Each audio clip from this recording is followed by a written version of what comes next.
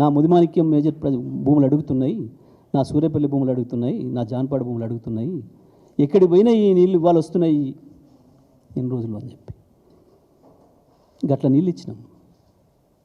హక్కుండి 50 ఏళ్ళుగా ఎదురు చూసిన పొలాలకి ఆ గొంతులు తడిపినాం మేము.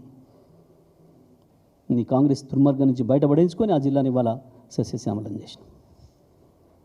నల్లగొండకు నేను ఏం చేసిండో కేసీఆర్ ఏం చేసిండో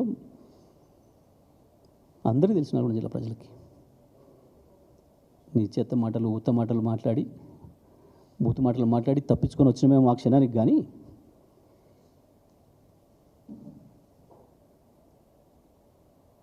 నేను నేను ఛాలెంజ్లు చేయ, నిన్ను నేను అడుగుంటాను చెప్పలే. నేను చెప్తే వేరే తిరిగి ఉంటుంది. ఇంతంత దానికే కదా ఎక్కడికక్కడ అరెస్టులు చేసి రమ్మను చూస్తాం. ఇదా ఒక ముఖ్యమంత్రి స్థాయి?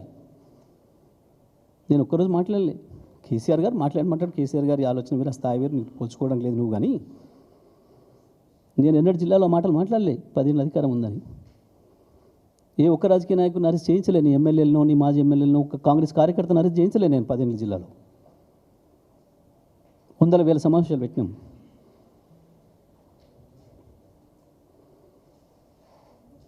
మాట్లాడితే రండలు, పేగులు తెంపడాలు, మెడలు వేసుకోవడాలు, కనుగులు బీగడాలు మేము చెయ్యం. కేసీఆర్ నేర్పిన సంస్కారం ఉంది మాకు. మానుకో, ఇప్పటికైనా పిచ్చి మాటలు మానుకొని, సరే ఎన్ని రోజులు ఉంటుందో తెలియదు కానీ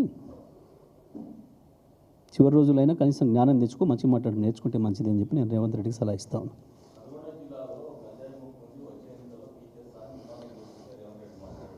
వాస్తవమే, అప్పుడప్పుడు మనం ఎంత పంట చేంజ్ చేసుకున్నా కొన్ని లోటోపీస్ చెట్లు వస్తాయి, కొన్ని కలుపు మొక్కలు వస్తాయి. కొన్నిసార్లు అసలు చేసిన చేను కంటే అవే ఎక్కువ వస్తాయి. ఇప్పుడు అదే వచ్చినాయి నల్గొండ జిల్లాలో. తెలంగాణలో కూడా ఇప్పుడు అవే వచ్చినాయి. కొన్ని సందర్భాల్లో విలన్ వచ్చి కూర్చుంటాడు చూడు, తాత్కాలికంగా ముఖ్యమంత్రి కుర్చీలో సినిమాలలో. ఇప్పుడు తాత్కాలికంగా విలన్ల మధ్య నడుస్తూ ఉంది.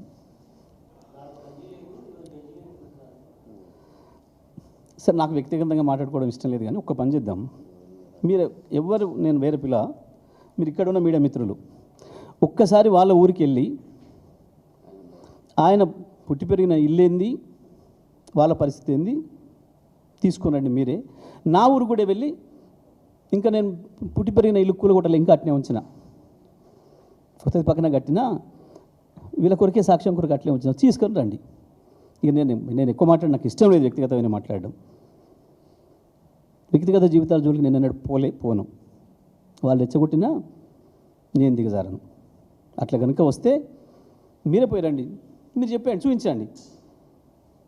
ఇగో ఇది ఈయన, రెవెన్యూ రికార్డులలో కూడా తీయండి.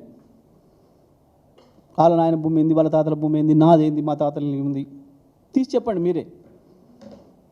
ఎవరికి గంజి ఉందో, ఎవరికి బెంజి ఉందో. ఎందుకు ఈ చెత్త మాటలు? గివి కావాలి నా ప్రజలకి. గివా నేను అడిగింది, తుంగతుర్తి ప్రజలు నేను కోరింది గవా. వచ్చినందుకు ఏం చేసిపోతావో? ₹1 విధించినవేమన్నా? వ్యక్తిగతమైనయా? నేను కొట్టినా చప్పట్లు, మీరు కూడా చప్పట్లు కొడతారు నేను మాట్లాడి మొదలు పెడితే. ఆయన గురించి, ఆయన భజన పట్ల గురించి నేను మాట్లాడితే మీరందరూ కూడా చప్పట్లు పెడతారు, కెమెరామెన్లతో సహా చప్పట్లు కొడతారు. అంత బాగా చప్పట్లు కొట్టించగలిగిన ఉపన్యాసం ఇచ్చే శక్తి నాకు ఉంది. కానీ నేను పోను దాని జోలికి. అందుకనే ముఖ్యమంత్రి విజ్ఞత నేర్చుకోమని చెప్పి చాలా విజ్ఞతగా చెప్తున్నా.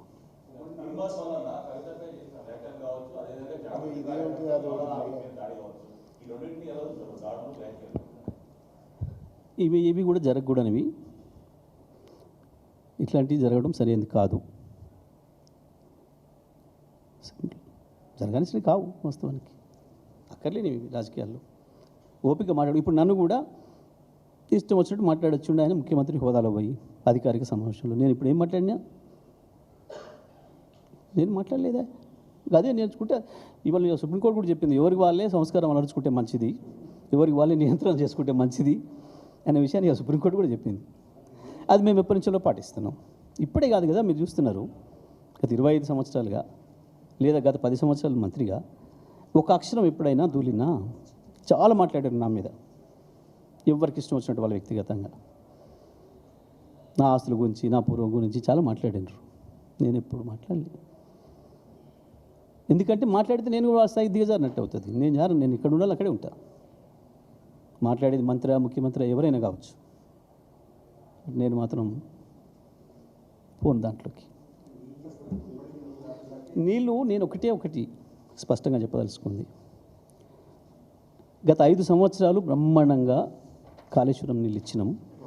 కాళేశ్వరం మొదటి లబ్ధిదారులం మేమే అని నేను 100 సార్లు ప్రకటించిన గతంలో మీకు అన్నీ ఉన్నాయి. కాళేశ్వరం ప్రజలు ఎంజాయ్ చేసింది ఉంది, 1,00,000 మంది అర్చన చేసింది ఉంది కాళేశ్వరం నీళ్ళకి. ఇప్పుడు ఆ నీళ్లు తెచ్చే అవకాశం ఉంది, ఇచ్చే అవకాశం ఉంది, ఇచ్చిపోమని మాత్రమే అడిగినాం. దాని మీద నీకు జ్ఞానం లేదు, సోయి లేదు. గది మాట్లాడడం అంటే బూతులు మాట్లాడిపోయినావు. నేను బూతులేం మాట్లాడలేదు. మేము అడిగింది గది మా ప్రజల తరఫున, మా రైతాంగం తరఫున 60 ఏళ్ళు మీ దుర్మార్గంతో నాశనం అయిపోయిన నా తుంగతుర్తి సూర్యాపేట భూముల తరఫున వాటి దూప తీర్చమని అడిగినాం. దానికి నువ్వు ఇచ్చిన సమాధానం బూతులు. అది నువ్వు చేసిన పని.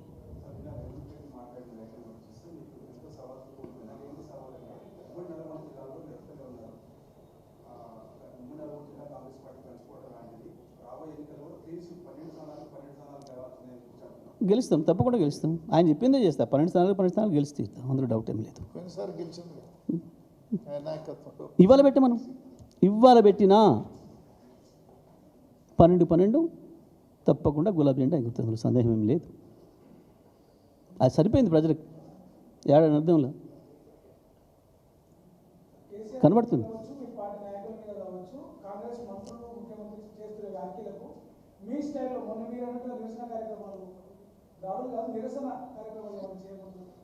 ఇప్పుడు చెప్పిన కదా వాళ్ళు రెచ్చిపోయినా మేము రెచ్చిపోము. వాళ్ళ స్థాయికి మా సంస్కారం దిగజారదు. మా సంస్కారం మా పద్ధతిలో ఉంటుంది. ఎన్నికలు వచ్చినప్పుడే ప్రజలు తేలుస్తారు. నువ్వెన్ని సవాళ్ళు వేసినా, నువ్వెన్ని మాట్లాడినా మేము అటువైపు రాము మీ ట్రాప్లోకి అని చెప్పినా నేను క్లియర్గా. ఆయన చాలా మాట్లాడొచ్చుండు, మీరు చూసుకోవాలి, సంగతి చూసుకోవాలి, అది చూసుకోవాలి, ఇది చూసుకోవాలి. నేనేం చెప్తున్నా, ఎన్నికలు వచ్చినప్పుడు ప్రజలే చూసుకుంటారు నీ సంగతి నా సంగతి అనే చెప్తున్నాను నేను. Right, thank you. వారికి లేఖ ఇచ్చిన విషయం మీరు మీ దృష్టికి వచ్చింది.